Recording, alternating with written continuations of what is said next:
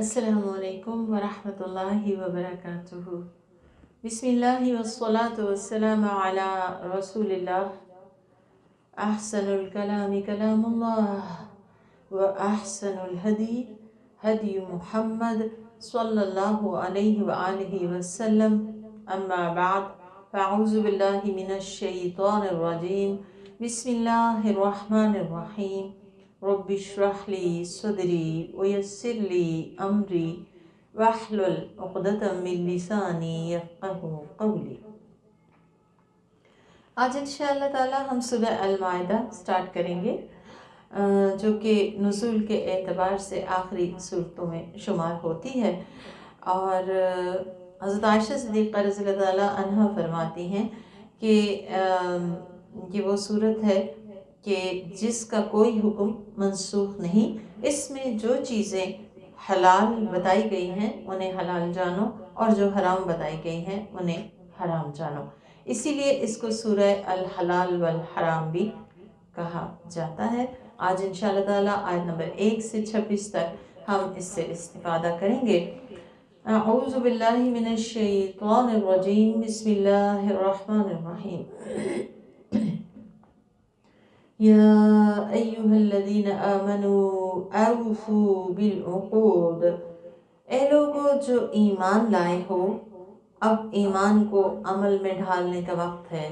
ईमान का दावा करते हो तो फिर अमल के लिए तैयार हो जाओ। करना क्या है? ईमान का इजहार किस चीज़ से होगा? औफ़ू, वफा करो, पूरा पूरा हक अदा करो। किसका? बिल उक़ूद, जो अहद तुमने बांधे हैं, जो कौलो करार तुमने किए हैं। उक़ूद का लफ्ज़ अक़द से है। वो तमाम अहकाम जो अल्लाह ताला ने बंदों पे फ़र्ज़ किए हैं बहैसियत मुसलमान, हमारा ये अक़द है, हमारा ये वादा है अल्लाह से। जब हम कलमा शहादत पढ़ते हैं या अपने आप को मुसलमान डिक्लेयर करते हैं कि वो हम पे फ़र्ज़ हैं, हमें वो पूरा करने हैं। और वो तमाम अहद जो इंसानों के दरमियान दुनियावी मामलात में भी तय किए जाएं, एक मोमिन की हैसियत से मुसलमान का ये फ़र्ज़ है कि वो अपने अहद की पासदारी करे। मसलन निकाह भी एक अहद है जिसके बाद इंसान पे बहुत सी जिम्मेदारियां आयद होती हैं। इंसान को पता होना चाहिए कि इस निकाह के जुज़ियात क्या हैं, कौन से फ़राइज़ हैं जो मैंने अदा करने हैं। किसी जगह एडमिशन लेते हैं, किसी मुल्क की नेशनैलिटी लेते हैं, तो हमें पता होना चाहिए कि हम किस अहद में ख़ुद को बांध रहे हैं, ताकि हम उसका हक़ पूरा पूरा अदा करने की पूरी कोशिश कर सकें। ईमान का तकाज़ा इसको बताया गया, और अल्लाह के रसूल ने फरमाया, ला ईमान लिमन ला अमानत लहू वला दीन लिमन ला अहद लहू। उस शख्स का कोई दीन ही नहीं जो अहद की पासदारी नहीं करता, और उसके अंदर ईमान ही नहीं जो अमानत की पासदारी नहीं करता। लिहाजा अहद सोच समझ के बांधने चाहिए और फिर उनकी पासदारी करनी चाहिए। फरमाया, तुम्हारे लिए मवेशी चौपायों को हलाल कर दिया गया है, उनके अलावा जो तुम्हें बता दिए जाएंगे। लेकिन जब तुम हालत एहराम में हो तो शिकार के जानवरों को अपने लिए हलाल न बनाओ। बेशक अल्लाह ताला जो चाहता है वो हुक्म देता है, यानी उसके हुक्म में कोई भी माने नहीं हो सकता, जैसे चाहे जो चाहे करे। फिर फरमाया, या अय्युहल्लज़ीना आमनू, ऐ लोगो जो ईमान का दावा करने वाले हो, जो ईमान लाने वाले हो, ला तुहिल्लू, ना हलाल करो, शाइरल्लाह, अल्लाह की शायर को, अल्लाह की निशानियों को हलाल न कर लो, यानी उनके बारे में अपनी मर्जी न करो।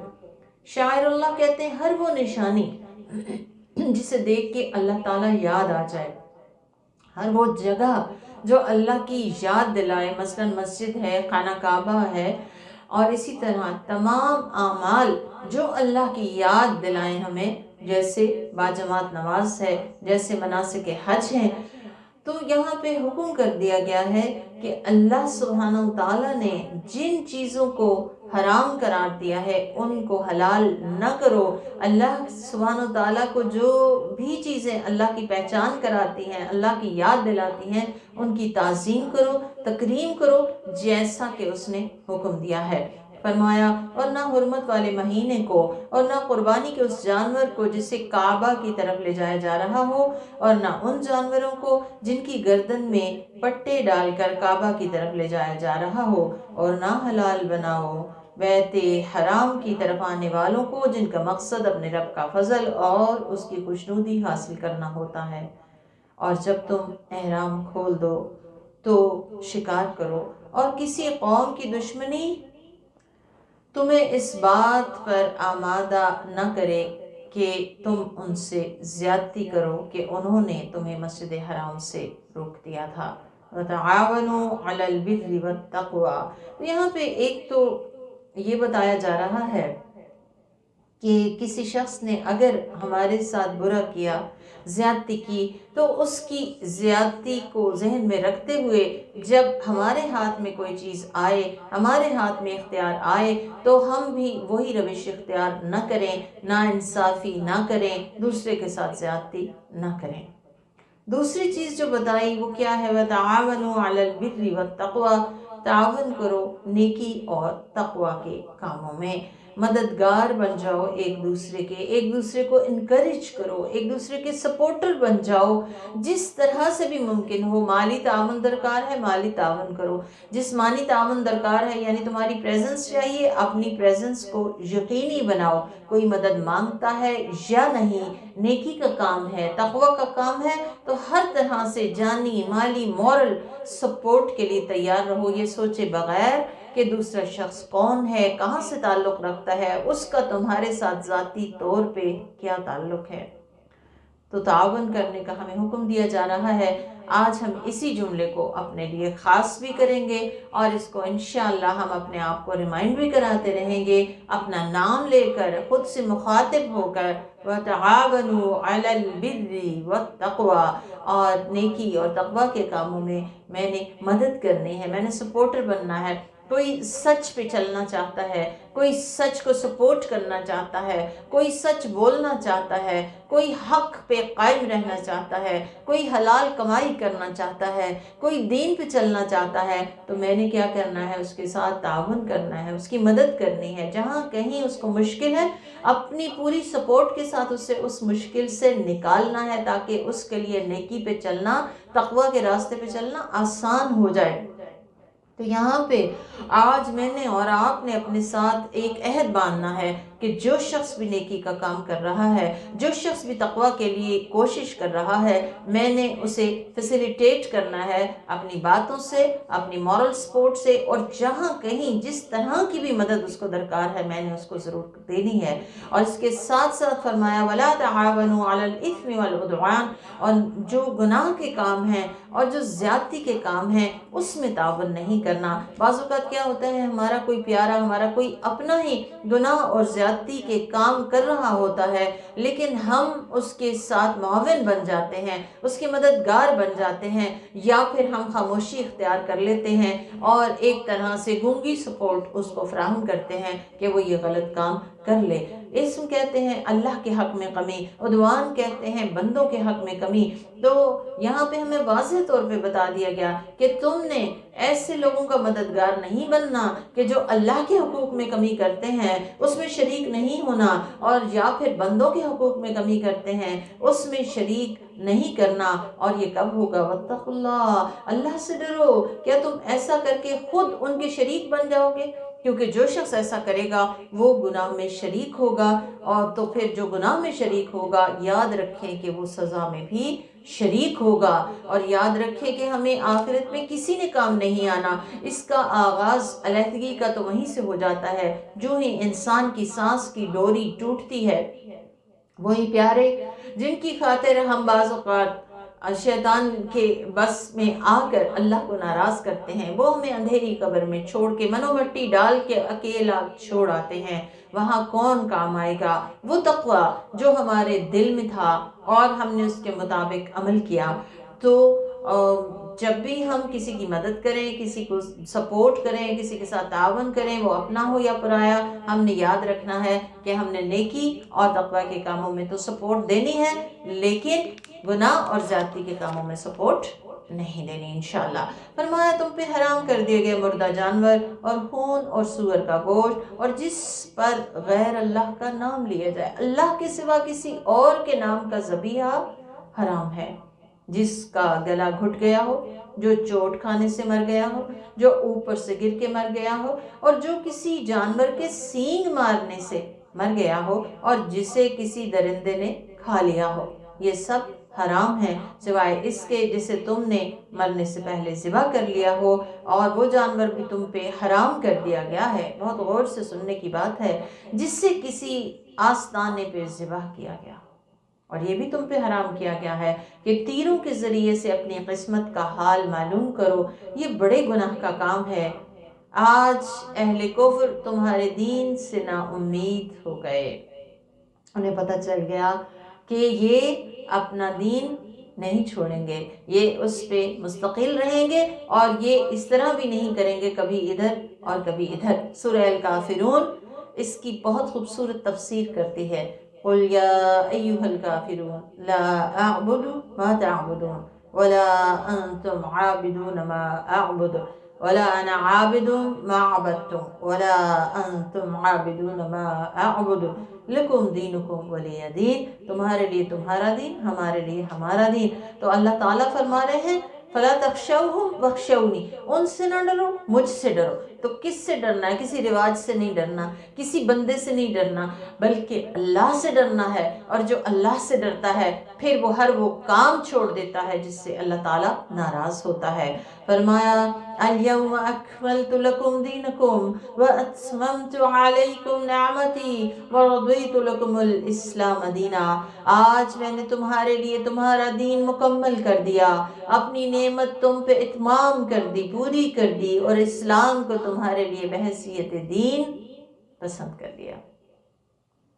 تو دین اور شریعت مکمل ہو چکی عرصہ دراز پہلے۔ یہاں پہ اللہ سبحانہ وتعالیٰ کی عظیم نعمت اور عظیم احسان کا ذکر ہے، جس پہ ہم سب کو اللہ تعالیٰ کا بہت شکر کرنا چاہیے۔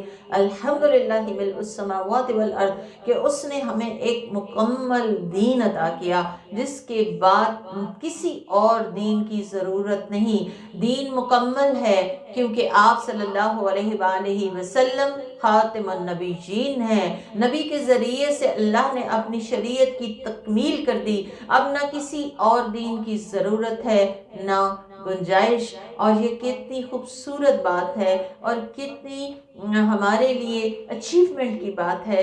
احمد میں اور مسلم شریف میں اس کا تذکرہ کیا گیا ہے کہ ایک یہودی حضرت عمر رضی اللہ تعالیٰ عنہ کے پاس آیا اور کہنے لگا کہ آپ لوگ اپنی کتاب میں ایک ایسی آیت پڑھتے ہیں کہ اگر ہم پہ آتی تو ہم اس دن کو یوم عید بنا لیتے۔ انہوں نے پوچھا کون سی؟ تو اس نے کہا یہ والی آیت الیوم اکملت لکم دینکم۔ تو حضرت عمر کہتے ہیں کہ میں اس دن کو اور اس وقت کو خوب جانتا ہوں جب یہ آیت نازل ہوئی۔ یوم عرفہ تھا، جمعہ کا دن تھا جس دن یہ آیت نازل ہوئی، اور اللہ سبحانہ وتعالیٰ نے خبر دے دی کہ یہی دین ہے، یہی طریقہ زندگی ہے جو اللہ تعالیٰ کو مطلوب ہے انسان سے، جس پہ اس کی کامیابی یا ناکامی کا دار و مدار ہے، کہ اگر اسی کو اپنا طریقہ زندگی بنائے گا جو شخص وہ کامیاب ہو جائے گا۔ اور وہ کون سا ہے؟ اسلام۔ اور اسلام کے دو بڑے پلرز یہی ہیں، کتاب اللہ اور سنت رسول اللہ۔ تو اللہ تعالیٰ ہمیں توفیق دے کہ ہم اسے جانیں اور اسے مانیں اور پھر اس کے مطابق اپنی زندگیوں کو گزاریں۔ فرمایا پس جو شخص بھوک کی شدت کی وجہ سے مجبور ہو جائے، کس پر؟ حرام کھانے پر، اور کسی گناہ کی طرف میلان نہ ہو، تو بے شک اللہ تعالیٰ مغفرت کرنے والا اور رحم فرمانے والا ہے۔ یعنی ایسے شخص کو اپنی زندگی بچانے کے لیے اجازت ہے کہ وہ اتنا کھا لے کہ اس کی جان بچ جائے۔ فرمایا لوگ آپ سے پوچھتے ہیں کہ ان کے لیے کیا چیز حلال کی گئی ہے، آپ کہہ دیجئے تمہارے لیے اچھی چیزوں کو حلال کر دیا گیا ہے، اور ان شکاری جانوروں کا شکار کیا ہوا جانور جنہیں تم نے سکھا رکھا ہو، جو سدھائے گئے ہوں، یعنی اللہ نے تمہیں جو علم دے رکھا ہے اس میں سے جو کچھ تم انہیں سکھاتے رہے ہو، بس وہ جو تمہارے لیے پکڑ رکھیں اس میں سکھاؤ اور اس پہ بسم اللہ پڑھ لیا کرو، اور اللہ سے ڈرتے رہو، بے شک اللہ تعالیٰ جلد حساب لینے والا ہے۔ اللہ سبحانہ و تعالیٰ ہمارا آسان محاسبہ فرمایا آج تمہارے لیے اچھی چیزوں کو حلال کر دیا گیا، الیوم احل لکم الطیبات، تمہارے لیے طیبات حلال کر دی گئی۔ طیبات کیا ہیں؟ جو اچھی بھی ہوں اور نفع بخش بھی ہوں، پسندیدہ بھی ہوں، اور یہ کھانے میں بھی ہیں اور تعلقات میں بھی ہیں۔ فرمایا اہل کتاب کا کھانا تمہارے لیے حلال ہے اور تمہارا کھانا ان کے لیے حلال ہے، اور مومن پاک دامن عورتیں اور ان کی پاک دامن عورتیں، کن کی؟ اہل کتاب کی، جنہیں تم سے پہلے کتاب دی گئی تھی، یعنی تمہارے لیے حلال کر دی گئی، بشرطے کہ تم عقد زوج کی نیت سے ان کا مہر ادا کر چکے ہو۔ تو یہاں پہ بہت اہم بات بتائی جا رہی ہے کہ مہر دینا لازم ہے۔ فرمایا اعلانیہ زنا یا پوشیدہ طور پہ آشنائی کی نیت نہ ہو۔ تو پاکیزگی کھانے میں بھی، پاکیزگی تعلق میں بھی، نکاح کا مقصد بتا دیا گیا کہ کیا ہے، پاک دامنی کی زندگی بسر کرنا۔ اس کے علاوہ چوری چھپے جو آشنائیاں ہیں کسی مرد کی کسی عورت کے ساتھ، وہ نہ مرد کے لیے حلال ہے نہ عورت کے لیے حلال ہے، چاہے وہ اعلانیہ زنا کرے یا چوری چھپے کرے۔ فرمایا جو ایمان لانے کے بعد بھی کفر کرے، یعنی ایمان تو لے آئے زبان سے لیکن اس کے بعد اللہ کی بات نہ مانے، ان چیزوں پہ عمل نہ کرے، اس کے اعمال ضائع ہو جائیں گے اور آخرت میں وہ خسارہ پانے والوں میں سے ہوگا۔ اللہ تعالیٰ آخرت کے خسارے سے بچائے، کیونکہ دنیا کا خسارہ تو کسی نہ کسی طریقے سے شاید ختم ہو جائے اور شاید کم ہو جائے، ارد گرد والے آس پاس والے اپنے پیارے کچھ مددگار ہو جائیں، لیکن وہاں کوئی کسی کے کام نہیں آنے والا۔ لہٰذا کیا کرنا ہے؟ کھانے میں بھی طیب اور تعلقات میں بھی طیب کو اختیار کرنا ہے، اور نکاح جو ہے وہ آپ نے فرمایا کہ نگاہ اور شرمگاہ کو محفوظ کرنے کا طریقہ ہے، تو لہٰذا نکاح کا راستہ درست راستہ ہے۔ فرمایا اے لوگوں جو ایمان لائے ہو، جب تم نماز کے لیے کھڑے ہو تو اپنے چہروں کو، اپنے ہاتھوں کو کوہنیوں تک دھو لو، اپنے سروں کا مسح کر لو اور اپنے پاؤں دونوں ٹخنوں تک دھو لو۔ تو یہاں پہ وضو کے فرائض بتائے جا رہے ہیں، اور وہ کیا ہیں؟ چہرے کو دھونا، اور چہرہ کہاں سے ہے؟ یہاں سے جہاں سے ماتھا شروع ہوتا ہے، کانوں کی دونوں لبوں سے لے کر ٹھوڑی تک، یہ پورا، اور پھر ہاتھوں کو کوہنیوں تک دھونا، اور سر کا مسح کرنا کہ ہاتھ گیلے کر کے یہاں سے شروع کر کے پیچھے تک اس کو لے کے جانا، اور پھر اس کے ساتھ ہی کانوں کا مسح بھی اس میں شامل ہے، اور پھر پاؤں کا دھونا، اور پاؤں میں ٹخنے لازمی دھونا، ٹخنے جو ہیں وہ اس میں شامل ہیں، پھر انگلیوں کا خلال سنت سے ثابت ہے۔ بہرحال یہاں فرائض کی بات ہوگی کہ ٹخنا جو ہے وہ لازمی دھونا ہے، اس کو چھوڑنا نہیں ہے کہ پاؤں دھوتے وقت ٹخنا رہ جائے۔ فرمایا اگر تم جنابت کی حالت میں ہو تو پاکی حاصل کرو، اور اگر تم بیمار ہو یا سفر میں ہو یا تم میں سے کوئی قضائے حاجت کر کے آئے یا تم نے بیویوں سے مباشرت کی ہو اور پانی نہ پاؤ تو پاک مٹی سے تیمم کر لو، بس اپنے چہروں اور اپنے دونوں ہاتھوں پہ اس سے مسح کر لو۔ اللہ تعالیٰ تمہیں کسی تنگی میں نہیں ڈالنا چاہتا، بلکہ تمہیں پاک کرنا چاہتا ہے۔ کس کے ذریعے سے؟ وضو کے ذریعے سے، غسل کے ذریعے سے، جیسی ناپاکی ہے اس کو دور کرنا، اور اگر پانی نہ ہو تب بھی ناپاکی دور کرنے کا طریقہ بتا دیا، اور وہ کیا ہے؟ پاک مٹی سے تیمم کرنا۔ فرمایا اللہ تم پہ اپنی نعمت تمام کرنا چاہتا ہے تاکہ تم اس کا شکر ادا کرو۔ تو وضو بہت خوبصورت چیز ہے۔ آپ صلی اللہ علیہ وسلم نے فرمایا کہ کیا میں تمہیں گناہ مٹانے اور درجات کی بلندی کرنے والی چیزیں نہ بتاؤں؟ آپ نے فرمایا ناپسندیدگی کے باوجود وضو کرنا، مساجد کی طرف دور سے چل کے آنا، اور دشمن کے مقابلے کے لیے تیار رہنا۔ یہ وہ چیزیں جو انسان کو بظاہر اتنی محبوب نہیں ہوتی لیکن ان کا فائدہ بہت بڑا ہے، اور وہ کیا ہے؟ گناہ مٹتے ہیں اور درجے بلند ہوتے ہیں۔ تو اب جیسے سردی کا موسم آئے اور اس میں اگر آپ کو لگے کہ دل نہیں چاہ رہا تو یہ یاد رکھیں کہ ایسا کرنے سے میرے گناہ بھی ختم ہوں گے اور میرے درجے بھی بلند ہوں گے۔ اور یہ جو اللہ تعالیٰ نے اس کو اپنی نعمت قرار دیا ہے پاکی حاصل کرنے کو، اور اس پہ ہمیں اللہ تعالیٰ کا شکر ادا کرنا چاہیے۔ اور شکر تینوں طرح سے ہے کہ دل میں ہمارے یہ احساس ہو کہ واقعتاً اسلام بہت بڑی نعمت ہے اور اللہ کے احکامات ہمارے لیے بہت بڑی نعمت ہیں، کیونکہ وہ ہمیں ایک پازیٹیو اور ایک اچھی فیلنگ بھی عطا کرتے ہیں۔ اس کے ساتھ زبان سے الحمدللہ کہنا اور جوارے سے شکر یہی ہے کہ اللہ سبحانہ وتعالیٰ نے جو نعمتیں ہمیں دی ہیں ہم انہیں اللہ کی مرضی کے مطابق استعمال کریں۔ مثلا اللہ تعالیٰ نے ہمیں جسم کی نعمت دی تو اس کا شکر کیسے ہے کہ ہم اپنے جسم کو اللہ کی عبادت میں تھکائیں، اور پھر اس کے ساتھ ساتھ جو بندوں کے حقوق اس نے ہمارے لیے مقرر کیے ہیں ہم ان کو بھی پورا کریں۔ اور سب سے بڑھ کے شکر اس بات پر کہ اس نے اپنے دین کی تکمیل ہم پہ کر دی اور ہمیں اس دین کے ماننے والوں میں شامل فرما دیا کہ جو دین اس نے پسند کیا ہے، جو اس کو انسانوں سے مطلوب ہے۔ فرمایا وَاذْكُرُوا نِعْمَتَ اللَّهِ عَلَيْكُمْ، اللہ نے جو تم پہ نعمت انعام کی ہے اس کا ذکر کیا کرو، اور وہ کیا ہے؟ اسلام۔ تو ہمیں اس نعمت اسلام کو بھی اپنے بچوں کے ساتھ، اپنے گھر والوں کے ساتھ اللہ کا شکر ادا کریں۔ یہ اللہ تعالیٰ کا کتنا احسان ہے کہ اللہ تعالیٰ نے ہمیں مسلمان بنایا۔ فرمایا اسے یاد کرو، یعنی اس کا ذکر کیا کرو کہ واقعتاً یہ نعمت ہے، اور اس عہد و پیمان کو یاد کرو جو اس نے تم سے لیا ہے جب تم نے کہا تھا کہ ہم نے سنا اور تیری اطاعت کی۔ اذ قلتم سمعنا واطعنا، جب تم نے کہا تھا، عہد الست کی بات ہے کہ جب ہم سب نے مان لیا تھا کہ ہم اللہ کی اطاعت کریں گے اور اللہ سے ڈرتے رہو، بے شک اللہ تعالیٰ سینے میں چھپی باتوں کو خوب جانتا ہے۔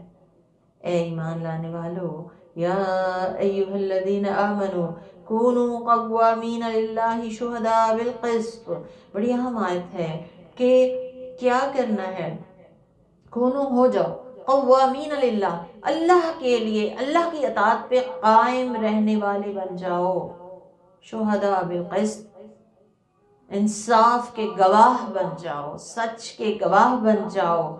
اور کیا ہے یہ؟ عدل کی بات ہے۔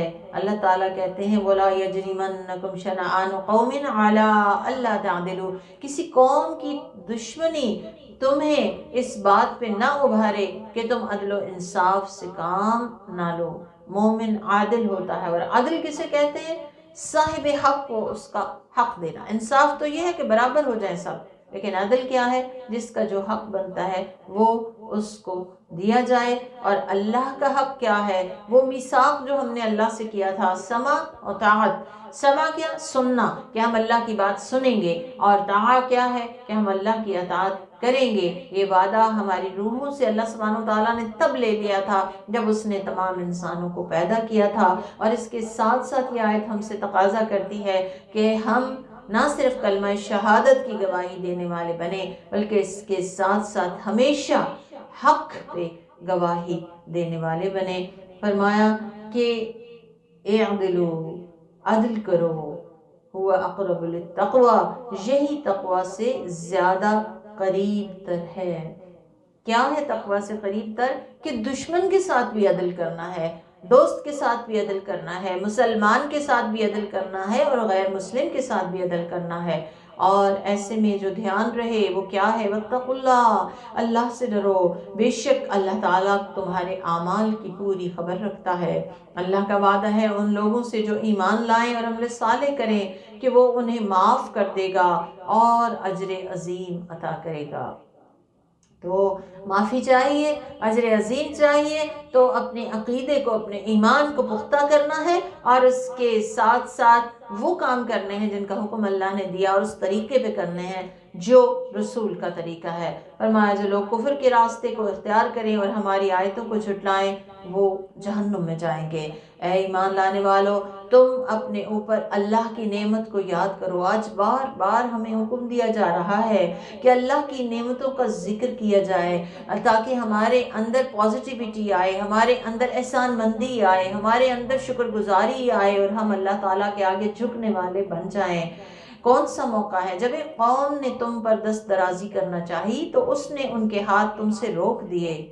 یہ کب کا موقع ہے؟ صلح حدیبیہ کا۔ 80 آدمی اہل مکہ کے مسلح ہو کر تنیم پہاڑ کے پیچھے سے حملہ آور ہونے کے لیے جب انہوں نے یعنی اپنی چال چلی اور وہ آئے تو صحابہ کرام نے ان کو پکڑ لیا، قید کیا اور نبی کریم صلی اللہ علیہ وسلم کے پاس لے آئے۔ آپ صلی اللہ علیہ وسلم نے کمال احسان کرتے ہوئے انہیں چھوڑ دیا۔ تو اللہ تعالیٰ یہاں پہ بتا رہے ہیں کہ یہ اللہ کا احسان ہے کہ اس نے تمہیں ان پہ غلبہ عطا کیا، اور فرمایا اتقوا اللہ، اللہ سے ڈرتے رہو، اور مومنوں کو چاہیے کہ وہ صرف اللہ تعالیٰ پہ بھروسہ کریں۔ بڑی اہم آیت ہے جس میں 3 چیزوں کا ہمیں حکم دیا جا رہا ہے، ذکر کا، تقوی کا اور توکل کا۔ ذکر کیا ہے کہ ہر حال میں اللہ تعالیٰ کی یاد ہمارے دل میں تازہ رہے، اس کی نعمتوں کو ہم بول کے بھی بتاتے رہیں، دل میں بھی اس کے احسان مندی اختیار کریں۔ اور تقویٰ کیا ہے کہ ہر حال میں اللہ کی ذات کا احساس ہمارے دل میں ہو کہ میری نیت کو بھی وہ دیکھتا ہے، میرے عمل کو بھی دیکھتا ہے، جو میں بولتی ہوں، جو میں کرتی ہوں، سب اس کی نگاہ میں ہے۔ اور جب انسان یہ احساس رکھتا ہے تو پھر وہ اپنے عمل کو درست کر لیتا ہے۔ اور توکل کہتے ہیں وہ سچا اعتماد جو کسی فائدے کے حصول کے لیے یا کسی نقصان سے بچنے کے لیے اللہ تعالیٰ پہ جو بھروسہ کیا جاتا ہے، تمام اسباب کو بروئے کار لانے کے باوجود جو بھروسہ ہے وہ اسباب پہ نہیں، وہ اللہ کی ذات پہ ہوتا ہے، وہی توکل ہے۔ تو اللہ تعالیٰ ہمیں توفیق دے کہ ہم تینوں چیزیں جو ہیں وہ اپنی زندگی کا حصہ بنائیں، اللہ کا ذکر، قرآن کی صورت، نماز کی صورت، دعا کی صورت، اس کی یاد کی صورت، اور اللہ سے ڈرتے ہوئے معاملہ کریں، اور اس کے ساتھ ساتھ اللہ تعالیٰ پہ بھروسہ رکھیں۔ فرمایا اللہ نے بنی اسرائیل سے عہد و پیمان لیا اور ہم نے ان کے 12 سردار مقرر کیے، اور اللہ تعالیٰ نے کہا کہ میں تمہارے ساتھ ہوں۔ کن شرائط پر؟ اگر تم لوگ نماز قائم کرو گے اور زکوٰۃ دو گے اور میرے رسولوں پہ ایمان لاؤ گے اور ان کی مدد کرو گے اور اللہ کو اچھا قرض دیتے رہو گے۔ اللہ کو قرض دینا کیا ہے؟ اللہ کے دین کی سربلندی کے لیے مال لگانا۔ تو بے شک میں تمہارے گناہوں کو مٹا دوں گا اور تمہیں ایسی جنتوں میں داخل کروں گا جن کے نیچے نہریں جاری ہوں گی۔ پس تم میں سے کوئی اس عہد و پیمان کے بعد کفر کی راہ اختیار کرے گا تو وہ یقیناً سیدھی راہ سے بھٹکا ہوا ہوگا۔ تو یہ عہد ان سے بھی تھا، اور اس کا ذکر چونکہ قرآن کریم میں بھی ہے تو ہمیں بھی اس عہد کو تازہ رکھنا چاہیے، یاد رکھنا چاہیے۔ فرمایا پھر جب انہوں نے بدعہدی کی تو ہم نے ان پہ لعنت بھیج دی اور ان کے دلوں کو سخت بنا دیا، چنانچہ وہ اللہ کے کلام میں لفظی تحریف پیدا کرنے لگے، اور جن باتوں کی انہیں نصیحت کی گئی تھی اس کا ایک بڑا حصہ فراموش کر بیٹھے، اور ان میں سے چند کے علاوہ آپ کو ہمیشہ ہی ان کی کسی نہ کسی خیانت کی اطلاع ہوتی رہے گی۔ بس آپ انہیں معاف کر دیجئے، ان سے درگزر کیجئے، بے شک اللہ تعالیٰ احسان اور بھلائی کرنے والوں کو محبوب رکھتا ہے۔ یہاں پہ بہت اہم بات بتائی گئی ہے کہ جو شخص وعدے توڑے اور اس کا نتیجہ کیا ہوا؟ اللہ کی لعنت آ گئی۔ اللہ کی لعنت کا نتیجہ کیا ہوا؟ دل سخت ہو گئے، دل کے اندر بھلائی کی بات نہیں جاتی، بھلائی کی بات کو دل پسند نہیں کرتا، نیکی کو دل پسند نہیں کرتا۔ اور پھر جب دل سخت ہو گیا تو انہوں نے کیا کیا؟ اللہ کی آیات میں تحریف کرنی شروع کر دی، اور پھر اللہ کی کتاب یعنی تورات کو بھلا دیا، اور آخر کار وہ خیانت کے مرتکب ہوئے۔ تو جو اللہ کی کتاب کو چھوڑ دے پھر وہ دراصل امانت کی پاسداری کے قابل بھی نہیں رہتا۔ اللہ کی کتاب کو تھامنا ہے، اس کے نتیجے میں ہی انسان ہدایت کے راستے پہ گامزن ہو سکتا ہے۔ فرمایا جن لوگوں نے کہا کہ ہم نصارہ ہیں، ہم نے ان سے بھی عہد لیا تھا، تو جن باتوں کی انہیں نصیحت کی گئی تھی اس کا ایک بڑا حصہ وہ فراموش کر بیٹھے، پھر ہم نے ان کے درمیان تا قیامت بغض و عداوت پیدا کر دی، اور ان قریب اللہ انہیں ان کے کیے کی خبر دے گا۔ تو یہاں سے پتہ چلتا ہے کہ جو شخص اللہ کا حق ضائع کر دیتا ہے، اللہ تعالیٰ سے اپنا تعلق کمزور کر لیتا ہے، تو وہ چین نہیں پا سکتا۔ چین کس کے لیے ہے؟ الا بذکر اللہ تطمئن القلوب، جس کا تعلق اللہ کے ساتھ استوار رہتا ہے اس کا دل اللہ تعالیٰ اطمینان سے بھر دیتے ہیں۔ فرمایا اہل کتاب تمہارے پاس ہمارے رسول آ گئے ہیں، محمد مصطفیٰ صلی اللہ علیہ وآلہ وسلم، جو تمہارے سامنے تمہاری کتاب کی بہت سی باتوں کو بیان کرتے ہیں جنہیں تم چھپایا کرتے تھے، اور بہت سی باتوں کو نظر انداز کر جاتے ہیں، یعنی تمہاری غلطیوں سے درگزر کرتے ہیں۔ تمہارے پاس اللہ کی طرف سے نور اور کھلی کتاب آ چکی ہے۔ قد جاءکم من اللہ نور و کتاب مبین، القرآن نور من نور اللہ، قرآن اللہ کا نور ہے، قرآن خود بھی روشن ہے اور روشن کرنے والا ہے دلوں کو بھی اور اعمال کو بھی اور جنت کے راستے کو بھی اور انسان کے چہرے کو بھی نور سے بھر دیتا ہے۔ اور یہ وہ نور ہے جو دراصل دنیا میں انسان کے لیے ہدایت کو واضح کرتا ہے، قبر میں بھی نور پیدا کرنے والا، روشنی پیدا کرنے والا، اور پل صراط پہ بھی روشنی پیدا کرنے والا ہے۔ آپ نے فرمایا تھا اللہ کی کتاب، اس میں ہدایت اور روشنی ہے اس کے لیے جس نے اسے مضبوطی سے پکڑا، یعنی اسے صرف پڑھا نہیں، سمجھا، اس پہ عمل کیا۔ جس نے اسے چھوڑ کر کسی اور کو پکڑا وہ گمراہ ہو جائے گا۔ لہٰذا اگر ہم چاہتے ہیں ہدایت پہ رہیں تو ہماری زندگی کا اہم ترین حصہ کیا ہونا چاہیے؟ قرآن کے ساتھ وابستگی، سمجھ کے ساتھ، فہم کے ساتھ، بصیرت کے ساتھ، غور و فکر کے ساتھ، تدبر کے ساتھ، اور ڈیلی بیسس پہ حالات کچھ بھی ہوں اللہ تعالیٰ ہمیں اس کی توفیق دے۔ فرمایا اللہ اس کے ذریعے سلامتی کے راستوں کی طرف ان لوگوں کی رہنمائی کرتا ہے جو اللہ کی رضا جوئی میں لگے رہتے ہیں۔ یہدی بہ اللہ، اللہ اس کے ذریعے سے ہدایت دیتا ہے کس کو؟ من اتبع رضوانہ، جو اس کی رضامندی کی پیروی کرتا ہے۔ کس طرف ہدایت دیتا ہے؟ سبل السلام، سلامتی کے راستوں کی طرف۔ وَيُخْرِجُهُم مِّنَ الظُّلُمَاتِ إِلَى النُّورِ بِإِذْنِهِ، اور وہ ان کو اندھیروں سے نکال کر نور کی طرف لاتا ہے اس کے اذن کے ساتھ، اللہ کے اذن کے ساتھ۔ وَيَهْدِيهِمْ إِلَى صِرَاطٍ مُّسْتَقِيمٍ، اور انہیں سیدھے راستے کی طرف ان کی رہنمائی کرتا ہے۔ تو جو اللہ کی رضا پانے کے لیے قرآن کی پیروی کرے گا اسے سلامتی کا راستہ بھی ملے گا، یعنی جنت کا راستہ۔ اندھیرے چھٹ جائیں گے کفر کے، شرک کے، لا علمی کے، غفلت کے، اور سیدھا راستہ بھی اس کو مل جائے گا۔ لیکن اس کے لیے کیا چاہیے؟ ریکوائرمنٹ کیا ہے؟ اللہ کی رضا کی تڑپ ہو، اللہ کی رضا کی طلب ہو، اور پھر اللہ تعالیٰ سے ہدایت کی طلب ہو۔ تو اللہ تعالیٰ پھر ایسے سلامتی کے راستوں پہ انسان کو چلاتا ہے جن پر چلنے سے انسان بھٹکنے سے بچ جاتا ہے، شبہات سے بچ جاتا ہے، شہوات سے بچ جاتا ہے، آگ سے بچ جائے گا۔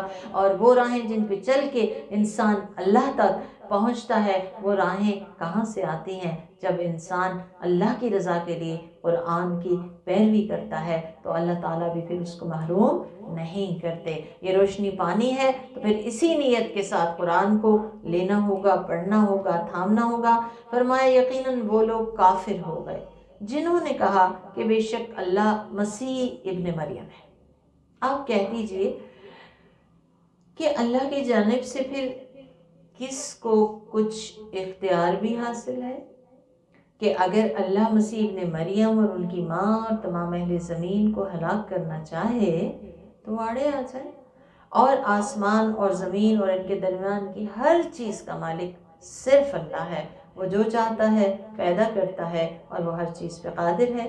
اور یہود و نصارہ کہتے ہیں کہ ہم اللہ کے بیٹے اور اس کے چہیتے ہیں۔ آپ کہہ دیجئے پھر وہ تمہیں تمہارے گناہوں کی وجہ سے کیوں عذاب دیتا ہے؟ بلکہ تم بھی اس کے پیدا کیے ہوئے انسان ہو، وہ جسے چاہتا ہے معاف کر دیتا ہے، جسے چاہتا ہے عذاب دیتا ہے، وہ مالک کل ہے۔ یغفر لمن یشاء ویعذب من یشاء، جس کو چاہے بخش دے، جس کی چاہے مغفرت فرما دے۔ اللہم اغفر لنا، اے اللہ ہم سب کو بخش دے۔ اور آسمان اور زمین اور اس کے درمیان ہر چیز کی بادشاہت اللہ ہی کے لیے ہے۔ وَإِلَيْهِ الْمَصِيرُ، اور پلٹنا ہم سب کو اسی کی طرف ہے۔ اے اہل کتاب، ایک مدت تک سلسلہ انبیاء کے انقطاع کے بعد ہمارے رسول تمہارے پاس آ گئے ہیں جو ہمارے احکام تمہارے سامنے صاف صاف بیان کرتے ہیں، تاکہ کہیں ایسا نہ ہو کہ تم کہنے لگو کہ ہمارے پاس تو کوئی خوشخبری دینے والا اور ڈرانے والا آیا ہی نہیں تھا۔ بس تمہارے پاس ایک خوشخبری دینے والا اور ڈرانے والا آ گیا ہے، اور اللہ ہر چیز پہ قادر ہے۔ اور یاد کرو جب موسیٰ علیہ السلام نے اپنے قوم سے کہا میری قوم تم اپنے اوپر اللہ کے احسان کو یاد کرو کہ اس نے تم میں انبیاء پیدا کیے، تمہیں بادشاہ بنایا اور تمہیں وہ دیا جو جہان والوں میں کسی کو بھی نہیں دیا۔ اے میری قوم تم لوگ اس مقدس سرزمین میں داخل ہو جاؤ جو اللہ نے تمہارے لیے لکھ دی ہے، اور تم لوگ اپنی پیٹھ پھیر کے نہ بھاگو ورنہ خسارہ اٹھاؤ گے۔ ان لوگوں نے کہا اے موسیٰ اس سرزمین میں تو ایک بڑی طاقتور قوم ہے، اور جب تک وہ لوگ وہاں سے نہ نکلیں ہم تو ہرگز وہاں نہیں جائیں گے، اگر وہ وہاں سے نکل جائیں تو پھر ہم ضرور داخل ہوں گے۔ اللہ سے ڈرنے والے دو آدمیوں نے کہا جن پہ اللہ نے انعام کیا تھا، یعنی جو اللہ کے دین کی سمجھ رکھتے تھے، ایک یوشع بن نون تھے، ان نے کہا کہ تم لوگ ان پہ حملہ کر کے دروازے میں داخل ہو جاؤ، جب دروازے میں داخل ہو جاؤ گے تو یقیناً تم غالب آ جاؤ گے، اور اگر تم مومن ہو تو صرف اور صرف اللہ پہ بھروسہ کرو۔ ان لوگوں نے کہا اے موسیٰ جب تک وہ لوگ وہاں رہیں گے ہم کبھی بھی وہاں نہیں جائیں گے، تم اور تمہارا رب جاؤ دونوں مل کے جنگ کرو، ہم تو یہیں بیٹھے ہیں۔ موسیٰ علیہ السلام نے کہا، اس کے بعد موسیٰ علیہ السلام دعا کرتے ہیں، تو یہ جب واقعہ جب بھی پڑھتی ہوں میں تو مجھے وہ واقعہ یاد آتا ہے جسے امام بخاری نے عبداللہ بن مسعود رضی اللہ تعالیٰ عنہ سے روایت کیا ہے کہ مقداد بن الاسود بدر کے دن مشرکین پہ بد دعا کرتے ہوئے رسول اللہ صلی اللہ علیہ وآلہ وسلم کے پاس آئے اور کہا اللہ کی قسم اے اللہ کے رسول، ہم وہ نہیں کہیں گے کہ جو بنی اسرائیل نے موسیٰ سے کہا تھا کہ تم اور تمہارا رب جا کے ان سے جنگ لڑو، ہم تو یہیں بیٹھیں گے، ہم تو یہیں بیٹھے ہیں۔ مقداد نے کہا یا رسول اللہ ہم تو آپ کے دائیں بائیں آگے پیچھے سے جنگ کریں گے۔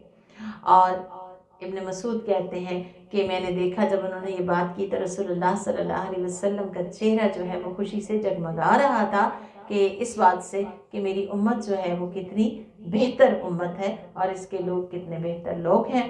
لیکن جب بنی اسرائیل نہ مانے تو موسیٰ علیہ السلام نے اللہ تعالیٰ سے دعا کی۔ موسیٰ علیہ السلام نے کہا میرے رب مجھے اپنے اور اپنے بھائی کے علاوہ کسی پہ کوئی اختیار حاصل نہیں، بس تو ہمارے اور ان نافرمانوں کے درمیان فیصلہ فرما دے۔ اور اللہ نے فرمایا کہ وہ زمین 40 سال تک کے لیے ان کے لیے حرام کر دی گئی ہے۔ صحرائے سینا کی بات ہے، اور وہ لوگ زمین میں سرگرداں پھرتے رہیں گے، بس آپ ان نافرمانوں پہ افسوس نہ کریں۔ یعنی یہ نافرمان لوگ ہیں، اسی کی انہیں سزا ملی ہے۔ اور ہوتا کیا تھا، صبح یہ جوں چلتے تھے تو چل چل کے شام کو جہاں پہ پہنچتے تھک کے سوتے، صبح جب اٹھتے تھے اگلی صبح تو وہیں پہ ہوتے تھے جہاں سے انہوں نے اپنے سفر کا آغاز کیا تھا۔ اللہ تعالیٰ اپنے غضب اور عذاب سے ہم سب کو بچاتا رہے، اور سماع کا جو عہد ہم نے کلمہ شہادت پڑھ کے کیا ہے اللہ تعالیٰ ہمیں اس پہ قائم رہنے کی توفیق عطا فرمائے۔